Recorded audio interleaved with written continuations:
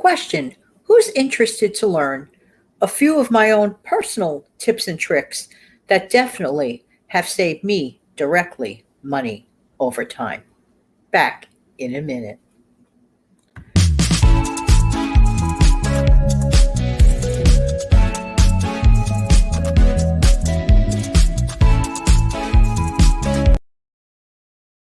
Hi, this is Jan from New York City. My channel name is Jan from New York City Saves Money. How's everybody doing today?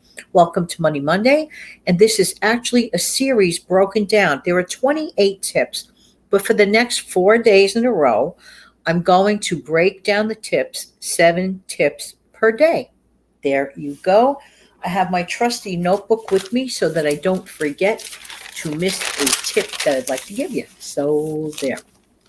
By the way, before I begin, if you're new here, welcome, welcome, welcome. And if you're a veteran viewer here, thank you, thank you, thank you. And if you're just dropping by to say hello, hello, hope you come back and stick around one day. Thank you so much for sharing my videos and clicking the thumbs up. I really appreciate it. Thank you.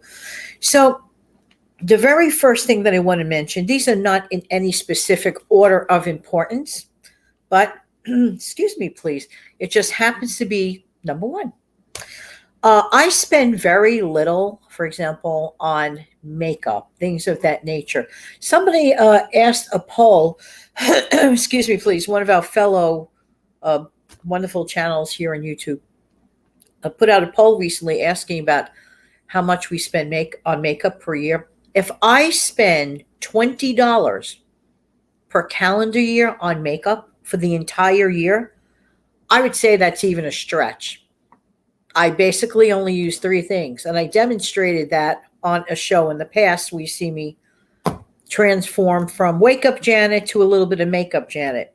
Basically, it's base, eyeliner under my eyes, lipstick, done.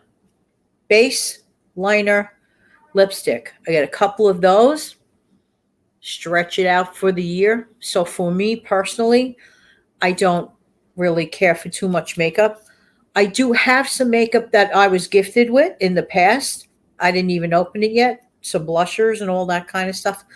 I do have them, but I will not buy them. I will not go past $20 a year. And over the years, this has saved me money to do other things. Next, I like using combined products. For example, like if I buy a bottle of shampoo, the one that says shampoo with conditioner. I'm getting more bang for my buck. So to me, that's well worth it.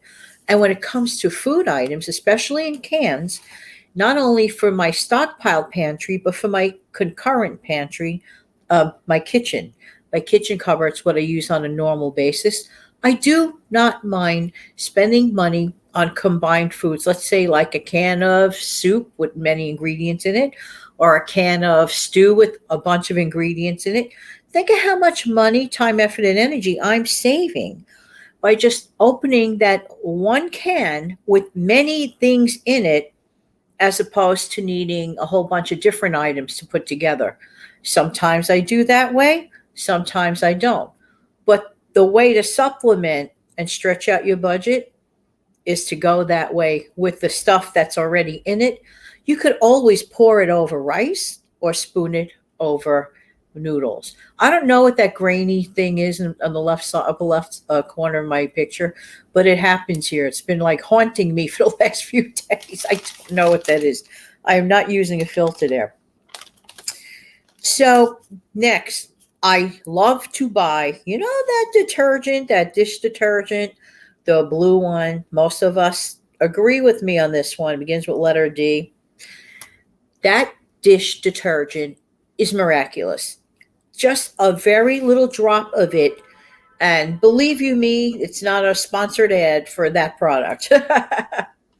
It cuts the grease. It works. It is an investment. I do not believe in buying cheap, inexpensive cleaners, dish liquids like you might find at the dollar type places. There's one that smells great. It's that pink one. But boy, you probably need half a bottle to accomplish anything. But here's what I do to stretch and get more bang for my buck, if you will. I'll take that dish liquid that begins with letter D, And I have another bottle, empty, an empty dish detergent bottle. I promptly fill that up with water. I put in a couple of drops of that really strong one. Can I tell you something? That still works on my pots and my pans. It is really a miracle. Or you just, fill up a little bit of, a dish pan with, warm, sudsy water, and it goes a long way. Ever hear the expression, a little dab will do you? That is the truth. In my opinion, that product is an investment. So I highly, highly, highly, highly recommend. Just saying, just saying. All right, next. I use either when it comes to my nails, okay? As you can tell, I keep my nails short. Number one, it's just a heck of a lot easier. I think it's actually a cleaner route to go because I'll never forget what a doctor told someone that I know. I was helping them into the doctor's office, and the doctor told that person, fingernails are like little garbage cans. I was like, wow, what a powerful way of putting things. And it's true. Unfortunately, longer nails do attract a lot of gunk. So please be sure to keep your hands extra, extra, extra clean if you're going to keep your long nails. But anybody with nails gathers something. You have to be, all of us have to be very super careful with nail hygiene. But as far as convenience goes, for me, keeping them short or just with clear polish, because years ago when I used to keep them longer, I would have to keep up the maintenance, with the color and then the nail polish remover, which of course costs money too. Excuse me, not to mention time, effort, energy, and sometimes sanity.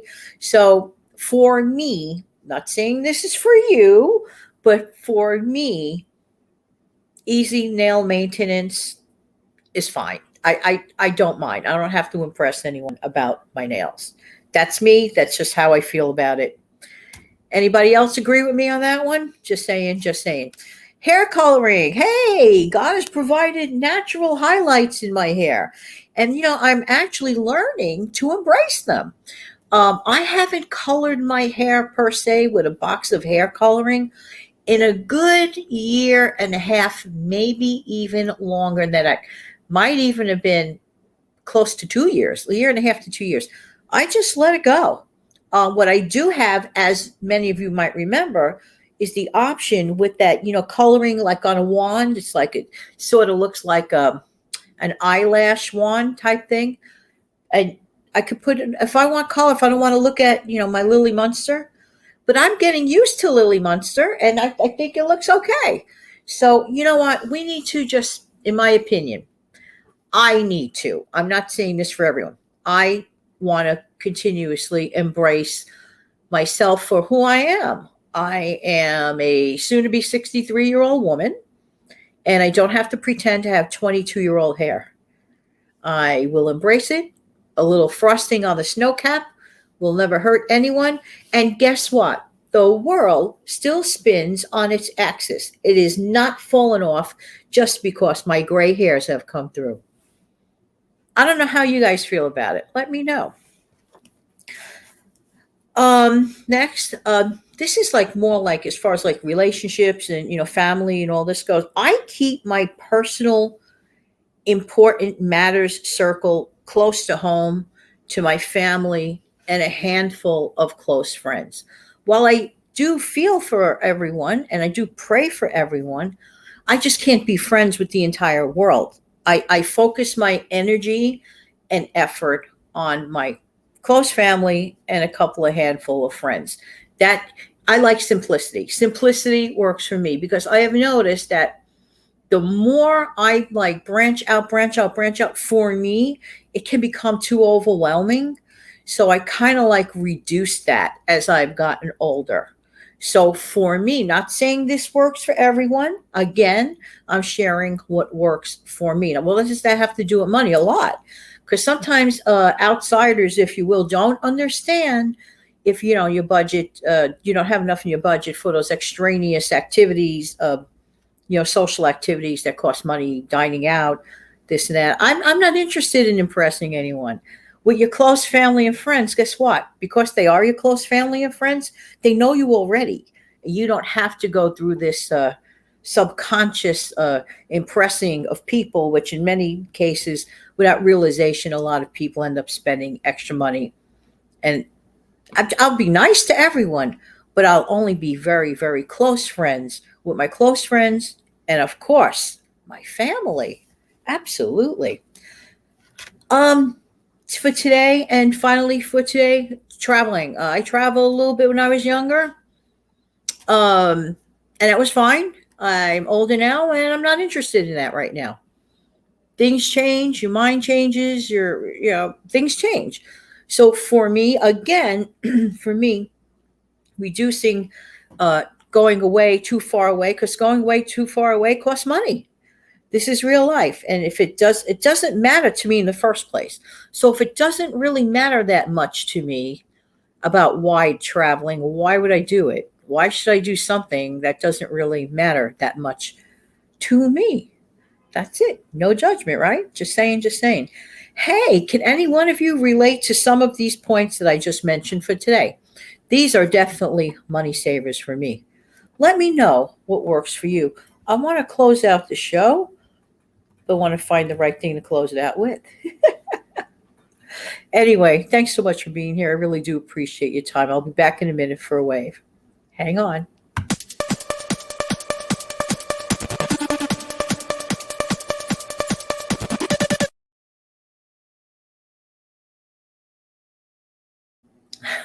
Have an amazing, fantastic day. Come back tomorrow for some more of my money saving tips that work for me.